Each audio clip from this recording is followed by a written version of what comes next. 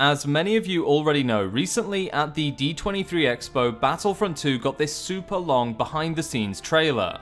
What most people didn't realize if they forgot to watch it live is that there was also a Disney Expo Games panel, featuring Janina Gavankar, who plays the main character Iden Versio in the Battlefront 2 campaign, as well as John Boyega, who obviously plays Finn in the Star Wars sequel trilogy. It was actually during this panel that they revealed footage of John playing Battlefront 2, which gave us our first proper look at space battles in the upcoming game.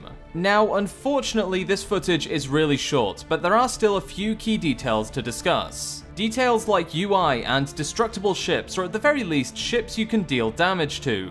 So in today's video, we're going to take a look at this gameplay footage and also just sit down and have a chat about space battles. My name is Connor and welcome back to Star Wars Central.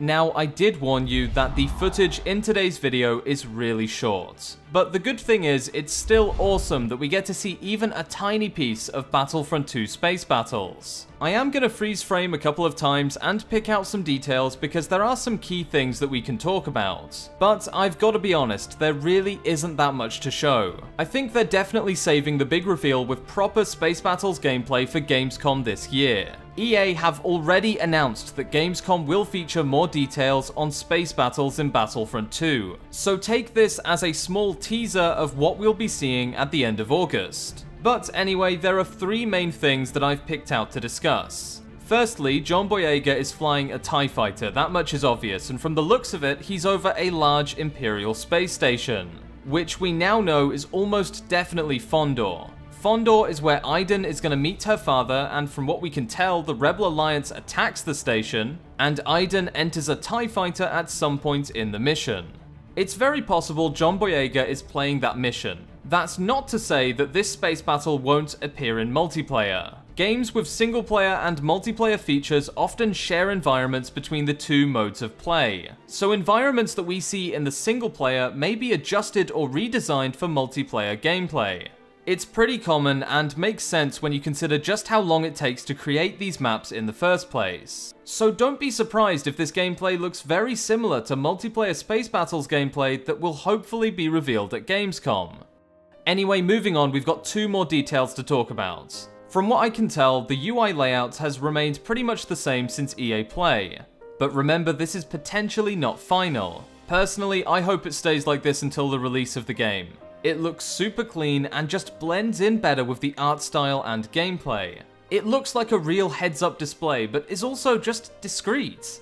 But another thing to mention about this is that there are 3 slots on this TIE fighter, just like the other vehicles in Battlefront 2. I think this is going to be the standard going forwards. Maybe we'll see vehicles with more than 3 abilities, but honestly, I'd much prefer to have 3 abilities maximum, but you can swap them like a star card hand.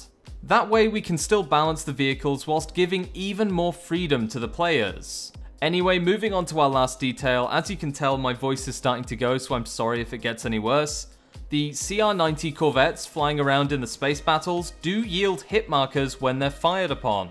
So when John Boyega is firing at this Corvette here, he is actually dealing damage. Hopefully this means Corvettes will be destroyable in Battlefront 2, just like the Corvettes from the Scarif DLC.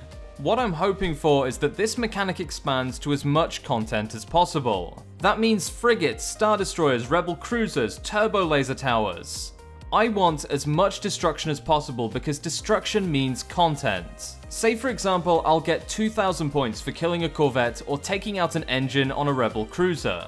That is a genuine side objective, something that can perhaps translate into a boost for my team with the main objective.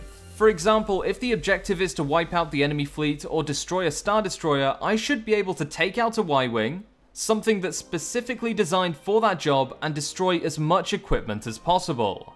That is something we've been asking for since before the first game even released, which is why I'm hopeful this is what we're going to see in Battlefront 2. Fighter Squadron in the previous game had no real content to it whatsoever. I loved it all the same, but it's not going to be enough if that's what's coming in Battlefront 2. We need actual depth, real objectives, not just arbitrary numbers or shooting down shuttles. Basically, we need more. But if this footage of him effectively destroying a Corvette is any indicator of what direction Space Battles is going in, then we're in for an amazing game mode in Battlefront 2.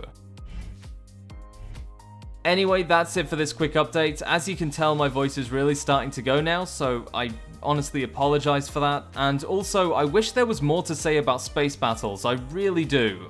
It is by far my most anticipated mode in Battlefront 2. I've been waiting to get a better Space Battles experience since the Death Star DLC released, which was back in, what, September last year?